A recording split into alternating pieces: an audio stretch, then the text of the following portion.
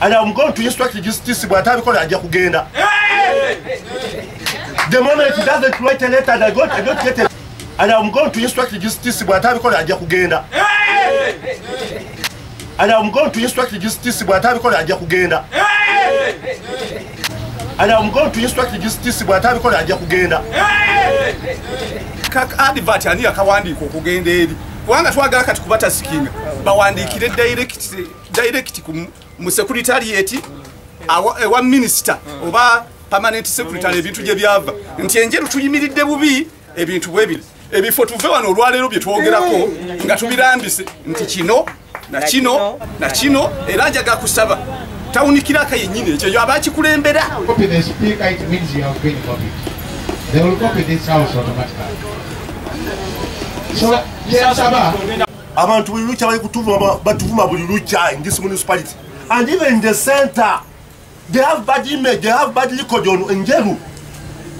Whenever you meet the ministers, whenever you meet the PS, they always say, Mayor, you are in the rotten municipality. This is a rotten municipality where we are serving in. People don't have the heart of this municipality. Whoever comes, steal and land, go away. That's why we are having this poor service delivery. Yes. Substandard works going on. I will not allow this. Since we have got these documents are very clear, we don't want stories again. The documents are very clear to fill all heads of department and critical positions in the local government by the end of the current financial year 2020-2021. Again, what should we deliberate on? When you have this document from permanent secretary, a technical advisor to the minister. PS is a technical advisor to the minister. Whoever is here is a junior. The PS is the final technical person in the ministry.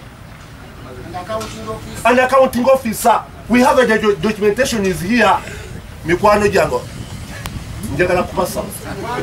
Let's just comply. And I'm going to instruct the justice Bwatabikola ajja kugenda. The moment he doesn't write a letter, I don't get a copy, he will leave this entity. Because me, I cannot be blamed every time. Because when people get to show their work, they will blame the mayor. At the mayor, you work. Yes. The letter has even a deadline. From the day they wrote this letter, the TIS was supposed to respond by submitting the list of all the non-substantive offices within 2 weeks to the secretary, to the permanent secretary. In the one municipality, we only have one principal. That is for education. Only one. Yes. You know, because today I'm here, tomorrow I will not be here. But we need to take a look. Let's have the right people in the right position.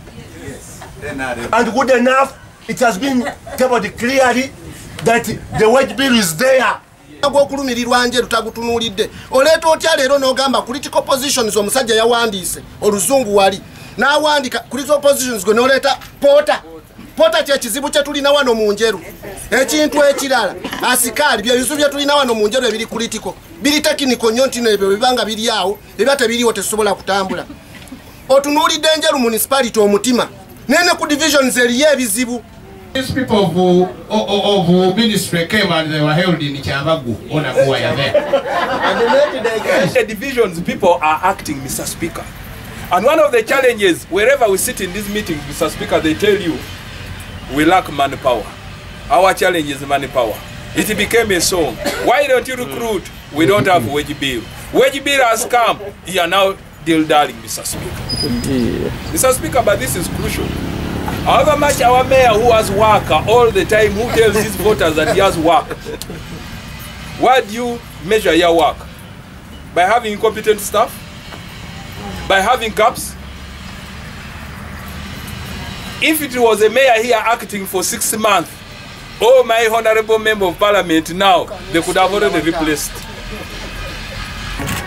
Putting critical staff far ahead of the department lately. I know it.